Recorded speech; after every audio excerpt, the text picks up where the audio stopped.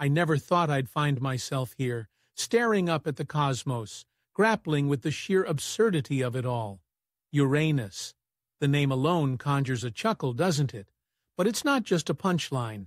It's a planet, a colossal ball of gas and ice, spinning on its side, a cosmic oddity in a universe full of wonders. And here I am, surprised to discover that 1 year on Uranus equals a staggering 30,000 Earth days. Can you even wrap your mind around that? 30,000 days. That's nearly a lifetime for some. Imagine the perspective of time on that distant world. While we rush through our days, counting hours, minutes, and seconds, the inhabitants of Uranus, if there were any, would experience time in a way that feels utterly alien to us.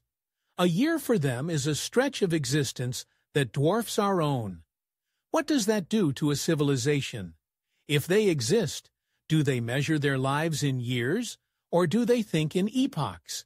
Do they look up at their sky and wonder about the fleeting nature of time, or do they embrace the slow, languid passage of it, savoring each moment as it drifts by like a cloud? I can't help but feel a twinge of envy. We're so caught up in our frantic pace, our calendars filled to the brim with obligations, deadlines, and the relentless tick-tock of the clock. But on Uranus, time is a vast expanse, stretching out like the rings of Saturn, inviting contemplation rather than competition. What if we could slow down, just for a moment? What if we could take a page from Uranus's book and learn to appreciate the beauty of stillness? But then, there's the reality of it. 30,000 days. That's a lifetime of seasons, of sunrises and sunsets, of moments that blend into one another until they become a tapestry of existence. How do you even begin to fill that time? Would you spend it dreaming, creating, exploring? Or would you find yourself lost in the monotony, struggling to find meaning in the endless stretch of days? It's a paradox, really.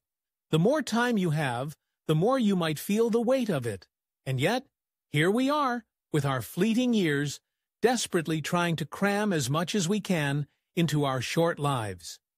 We chase after moments, trying to make them last, while Uranus spins silently, indifferent to our struggles, reminding us that time is both a gift and a burden.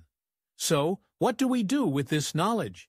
Do we change our lives, or do we simply let it linger in the back of our minds, a cosmic curiosity that nudges us to reflect on our own existence?